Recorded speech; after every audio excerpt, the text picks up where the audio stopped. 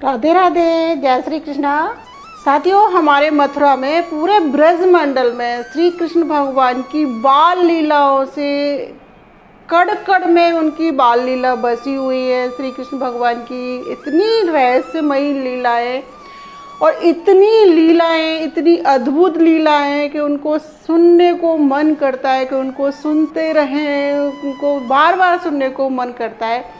जब हम छोटे थे तो हमारे नानी दादी हमें उन कहानियों को सुनाते थे, तो हमें बहुत अच्छी लगती थी सुनने में। और हमारे श्री कृष्ण भगवान की देखो कितनी बाल लीला है। इनमें से एक बाल लीला है, देखो साथियों, हमने सुना है कि गेहूं की खेती होती है, बाजरे की खेती होती है, दाल की, चावल की, सब की खेती होती है।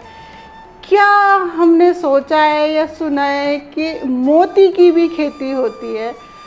तो ऐसी ही एक अद्भुत लीला है हमारे श्री कृष्ण भगवान की, जो उन्होंने मोती की खेती की थी। आज मैं आपके साथ दो कहानियां शेयर करूंगी जिसमें श्री कृष्ण भगवान ने मोती की खेती की थी और मोती के पेड़ उगाए थे, और इनके पीछे उनका क्या उद्देश्य था। सीमा डिवोशनल में एक बार फिर से आपका बहुत बहुत स्वागत करती हूँ।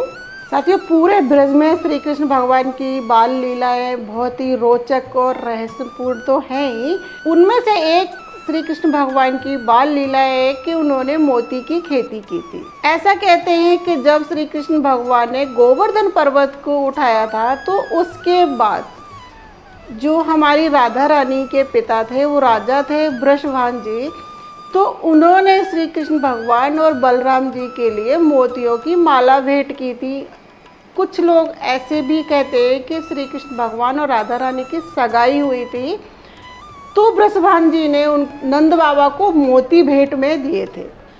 तो जब श्री कृष्ण भगवान उस कीमती मोती की माला को पहन के घूम रहे थे, तो उनके जो सखा थे, बाल सखा थे, उनके पास तो वो माला थी नहीं, तो वो श्री कृष्ण भगवान को छेड़ते हैं, ऐसी मालाएं तो लड़कियां पहनती हैं, लड़कियां श्रृंगार करती हैं, हम लड़के क्यों पहने, क्योंकि उनके पास थी नहीं, हम तो कानों में फूल लगाते हैं। तो कहते हैं कि आज भी जो वहाँ ब्रज में रहते हैं ना, बहुत से लोग कृष्ण भक्ति में लीन रहते हैं, तो वो कानों में फूल लगा के आज भी घूमते हैं। वो श्री कृष्ण के भक्त हैं परम। जब श्री कृष्ण भगवान के दोस्तों ने उनको छेड़ दिया, और तो श्री कृष्ण भगवान छोटे से बच्चा थे, ऐसे भी कहते हैं 7 साल के थे वो। मेरी नानी जी बताती थी कि उनकी उम्र 7 साल की थी। तो जब श्री कृष्ण भगवान को लगा कि ये माला तो लड़कियां पहनती हैं, तो उन्होंने उस माला को उतारा, और जो उनके भाई थे बड़े बलराम, उनका हल लिया, और कहते हैं बरसाना और नंदगांव के बीच में गए, वहाँ जगह थी, तो वहाँ पे उन्होंने बलराम के हल से जुताई की। हमारे श्री कृष्ण भगवान ने इतना परिश्रम किया कि देवता भी वो दृश्य देखने के लिए हैरान है कि श्री कृष्ण भगवान क्या करना चाहते हैं। छोटे से कान्हा जी बलराम के हल से खेती कर रहे हैं, और जब माता यशोदा को पता चलता है, वो ढूंढ रही है कि मेरा कान्हा कहाँ है, तो उनके दोस्त कहते हैं हाँ कान्हा को देखा, वो हल लेके उधर की साइड जा रहा है। तो माता यशोदा, नंद बाबा सब जाते हैं, कान्हा को हल जोतते हुए देखते हैं, तो वो उस माला को उसमें बो चुके होते हैं जब तक। तो ऐसे भी कहते हैं कि जो श्री कृष्ण भगवान ने मोती के पेड़ उगाए थे, उससे इतने मोती आए थे कि 7 गाड़ी भर के श्री कृष्ण भगवान ने राधा रानी को भेंट किए थे, उनके पिता के घर भेजे थे, अपना प्रेम का प्रतीक। जो वृषभान थे वो राजा थे। कहते हैं कि उन्होंने जो मोती देखे, वो उनके खजाने में मोती थे ना, उनसे भी अच्छे मोती पैदा हुए थे। साथियों, ऐसा कहते हैं बरसाना और नंदगांव के बीच में आज भी मोती कुंड मौजूद है। उसके चारों तरफ पेड़ लगे हुए हैं। ऐसा माना जाता है कि उसका जो फल होता है वो मोती की आकृति का होता है। आप आज भी जाके देख सकते हैं। तो वहाँ पर जो मंदिर है हमारे श्री कृष्ण भगवान का, बिहारी जी का, वहाँ कहते हैं कि आज भी प्रसाद में वो लोग मोती देते हैं उस पेड़ का। तो वो लोग जो कृष्ण भगवान के भक्त होते हैं उनको वो मोती मिलता है तो वो बहुत ही खुश होते हैं। ऐसा माना जाता है कि जिसको वो मोती मिले वो बहुत किस्मत वाला होता है। और साथियों, कार्तिक मास में ब्रज 84 कोस की परिक्रमा लगती है तो वो वहाँ पर भक्त लोग जाते हैं जहाँ पर श्री कृष्ण भगवान ने खेती की थी, और वो उस मिट्टी में लेटते भी हैं, ढूंढते हैं। ऐसा माना जाता है कि जो श्री कृष्ण भगवान की सच्ची श्रद्धा भाव से याद करता है तो वहाँ के लोग कहते हैं कि आज भी उनको ज़मीन में से मोती प्राप्त हो जाते हैं, जिस पर श्री कृष्ण भगवान की कृपा होती है। और कुछ लोग उस पेड़ के जो मोती नुमा फल होते हैं उनको भी अपने घर में ले जाके पूजा में, मंदिर में, तिजोरी में रखते हैं कि वो श्री कृष्ण भगवान का आशीर्वाद है। तो साथियों, हमारे श्री कृष्ण भगवान की लीला इतनी रहस्यमयी थी कि देखने में, सुनने में ही बहुत रोचक लगती हैं। जब हम इनको छोटे छोटे से सुनते थे तो हमें बहुत अच्छी लगती थी। एक कहानी और है जो मैं आपके आगे शेयर करूंगी।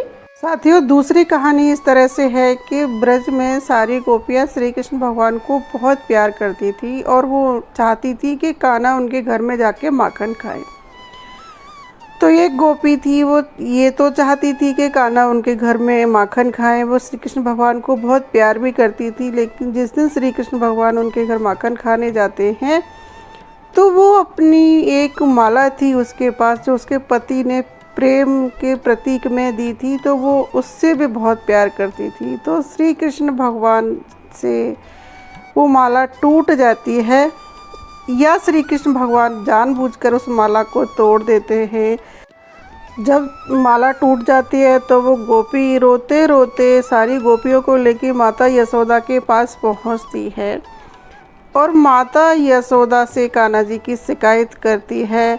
तो माता यशोदा कान्हा जी से गुस्सा होती हैं और कहती हैं, तुमने मुझसे वादा किया था कि मैं अब कोई शरारत नहीं करूँगा।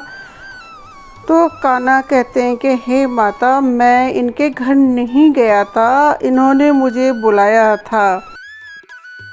तो वो गोपी कहती है, हाँ कान्हा, मैंने तुझे माखन खाने के लिए बुलाया था, पर तुमने तो मेरी मोती की माला तोड़ दी जो मुझे बहुत प्रिय थी, मेरे पति ने मुझे भेंट दी थी।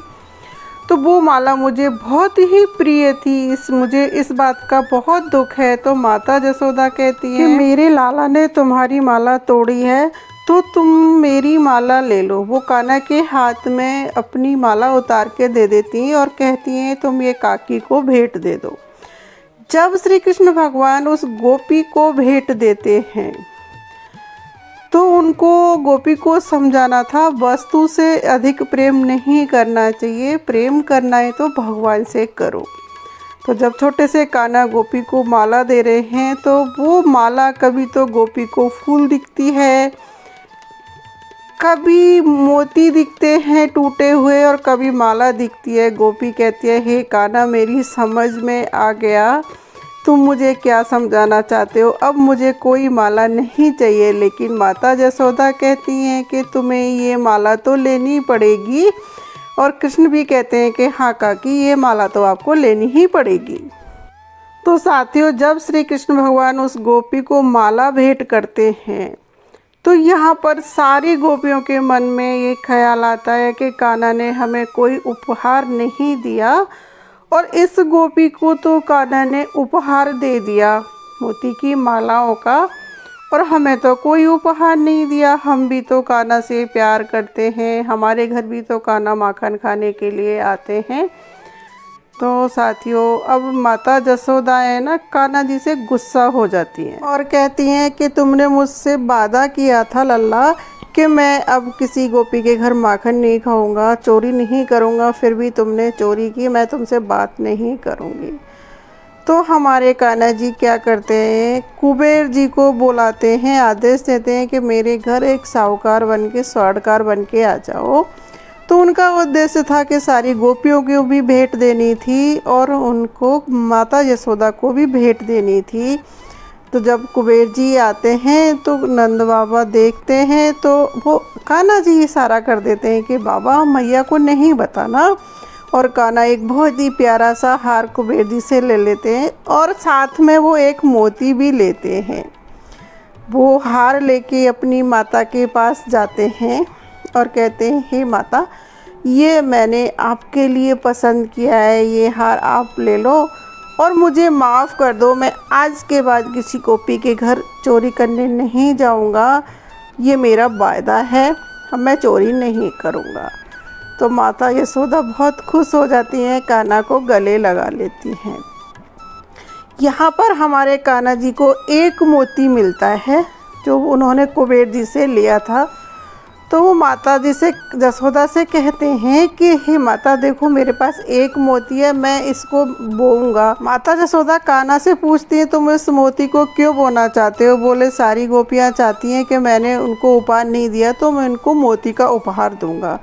तो माता यशोदा कहती हैं, तुम एक मोती से पेड़ उगाओगे और उस पेड़ से सब गोपियों को दोगे? कान्हा कहते हैं, हाँ। तो कान्हा उस मोती को मिट्टी में गाड़ देते हैं और पानी डाल देते हैं कान्हा जी। तो नंद बाबा और माता यशोदा हंसते हैं उनकी बाल लीला देख के कि छोटा सा बच्चा है, पता नहीं क्या करना चाहता है। तो साथियों, हमारे कान्हा जी है ना, बहुत ही अद्भुत लीला किया करते थे। तो जब सुबह माता यशोदा उठती हैं, सूर्य भगवान को जल देने के लिए जाती हैं, तो वो जहाँ पर श्री कृष्ण भगवान ने मोती ज़मीन में गाड़ा था, सुबह उठ के देखती हैं कि वहाँ पर एक मोतियों का पेड़ लगा हुआ है। वो नंद बाबा और कान्हा को आवाज़ लगा के बुलाती है। कान्हा जी आते हैं, क्या हुआ मैया? तो देखते हैं उनके आंगन में मोती बिखरे हुए हैं और एक मोती का पेड़ उगा हुआ है और खूब सारे मोती बिखरे हुए हैं। तो कान्हा जी उन मोतियों को उठाने लग जाते हैं और वहाँ पर गोपियाँ इकट्ठी हो जाती हैं मोतियों का पेड़ देख के। तो कान्हा जी उनको मोती भी भेंट करते हैं। तो हमारे कान्हा की अद्भुत लीलाएं थी। वो भगवान थे साथियों, तो वो कुछ भी कर सकते थे। जैसे कि मैंने पहली कहानी में बताया, आज भी ब्रज में लोग जाके मोती चुनते हैं। जो श्री कृष्ण के सच्चे भक्त हैं वो वहाँ पर जा कर के ज़मीन में आज भी मोती ढूंढते हैं और उनकी भावना है कि उनको मोती मिलेगा, उनको श्री कृष्ण भगवान का आशीर्वाद ज़रूर से मिलेगा। ये एक भक्त की भावना होती है, श्री कृष्ण भगवान के प्रति प्यार होता है। साथियों, आपको मेरी ये दोनों कहानी अच्छी लगी हो तो मेरे चैनल को लाइक करना, शेयर करना, सब्सक्राइब करना और कमेंट बॉक्स में जय श्री कृष्णा, राधे राधे ज़रूर से लिखना। Thanks for watching my channel. Radhe Radhe.